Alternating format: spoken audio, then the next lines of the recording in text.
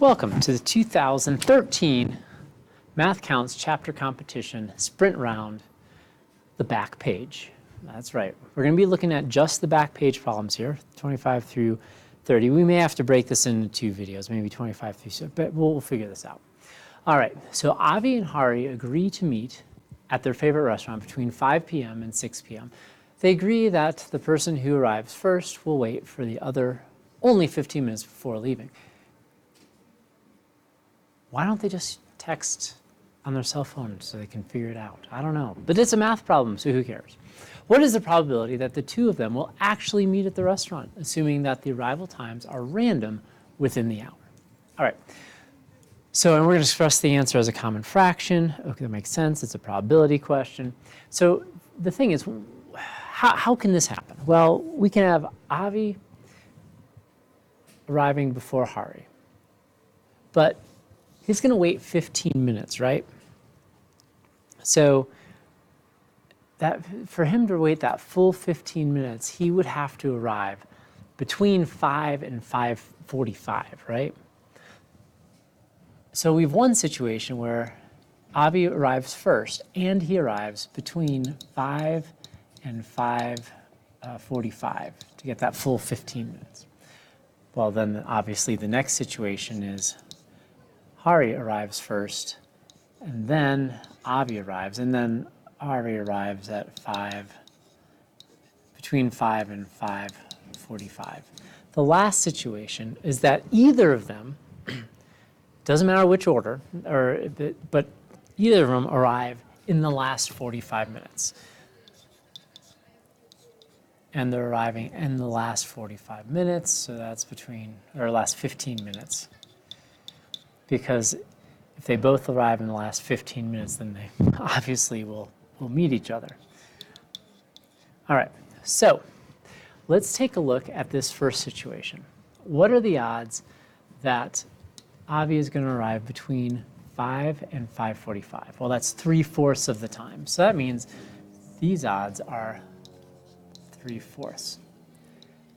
What are the odds that Hari is going to arrive in the same 15 minutes that Avi arrives? Well, 15 minutes is a quarter of an hour, so that's 1/4. So the odds of this situation happening are 3/16. That's easy enough. Well, it stands to reason that if we just flip-flop the order, we'll still get the same odds of them meeting up. So right now we're at 6/16. But wait, what are the odds of them arriving in the last 15 minutes? Well, Avi or Hari both have a 1/4 chance of arriving in the last 15 minutes. So that would give you a grand total of 1/16 chance of that happening. Well, you add this all up and you get 7/16, and that is the answer. Excellent. All right, let's take a look at the next one. Guess I could have just moved my box down. When the local convenience store was bought by a new owner, the old sodas were replaced by the new ones that were 20% larger. In addition, the prices were slashed 20%. What is the ratio of the cost per ounce for the old soda to the cost per ounce of the new soda? Express your answer as a common fraction.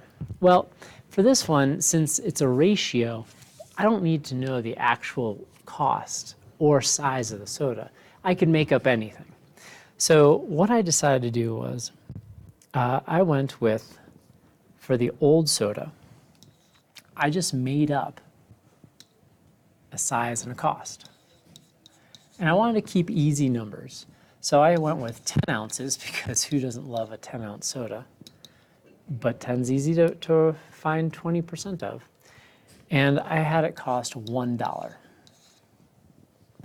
Well, okay, so that means for the new soda, it's 20% larger, so that is now 12 ounces. And I wrote 20 because obviously I want a 20-ounce soda. But I'm not gonna get it. I want, but I ain't gonna get it. And we're gonna cut the cost by 20%. So now we can get 12 ounces for 80 cents. All right, great. So we want the ratio of the cost per meaning divide, ounce. So for my, we need the order. So old soda to new soda. So for the old soda, we had 10 ounces, we had $1 for 10 ounces. Well, that is going to be equal to 0.1. Okay. For the new soda, it's not quite as easy because the numbers are a little bit different. But we get the cost of 80 cents over 12. Now, I don't want to deal with that. It looks kind of scary. So let's just go ahead and say the ratio is going to be old over new, right? And so we have 0.1 over 0.8 over 12. Oh, well, I know how to deal with this. I can just flip that up, right? So, and if you want to know the math behind that, I'll show it in a second, I guess. So we have 0.1 times 12. So really we get 1.2 over 0.8. Oh, well, we could just multiply them by 10, right? So the decimal doesn't really matter. We get 12 over 8. Because if we multiply both by 10, we get 12 over 8. And 12 eighths, well, that gets reduced to 3 halves, which is the answer. Just to explain what's happening here, we have 1 over 10, that's 0.1, divided by, because fraction bar means divided, 0.8 over 12. Okay, so we need to flip this and multiply. So we get 1/10 times 12 over 0.8. And so we get 12 over 8. Same thing. Woohoo. All right. And there we go. Let's move this now. Oh, look at that. Now this problem I found a little bit tricky. I don't know about you. But you're watching the video, so I guess you did too. We have Alan, Bob and Cody and Alana and Cody. I swim with a guy named Alan, so sorry for my faux pas. And we know that Alan plus Bob, Alana and Bob, complete the job in 2 hours. Now this equals, I'm going to show you why this shouldn't be there, but I'm just going to go with it for now. Then we also found Bob plus Cody did the job in 3 hours, and then Cody plus Alana, 4 hours. All right, so then what I want to do is I just added them all together. And so I got 2 A's plus 2 B's plus 2 C's is equal to 9. But wait a second, there's no way if I had 2 of each of these people, it would take 9 hours. That makes no sense whatsoever. So I knew that right now that this part of it didn't quite make much sense. So it's back to the drawing board. All right, so we have how long it takes them to finish the job. But the problem is they're all in different units of time, 2 hours, 3 hours, 4 hours. What would be really helpful is if I knew how much each of them would finish in 1 hour. All right, so how much would, Alana and Bob, how much would they finish in 1 hour? Well, they'd complete 1/2. How much would these guys finish in 1 hour? Well, 1/3 of the job. How much would they finish in 1 hour? 1/4 of the job. All right, great. So that means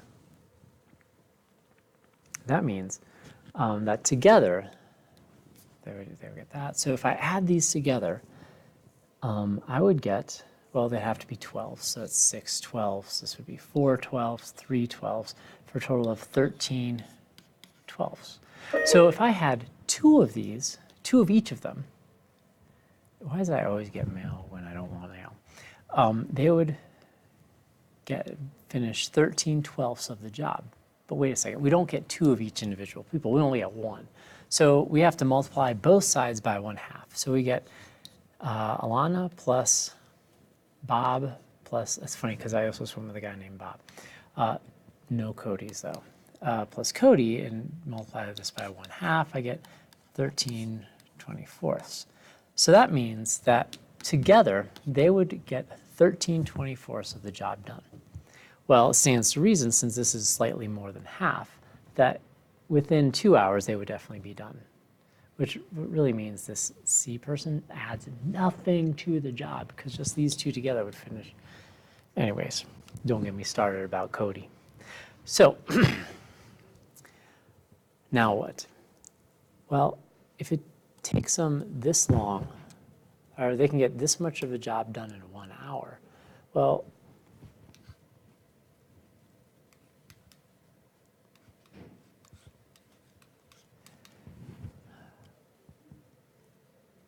how long would it take them to do the whole job? Well, we have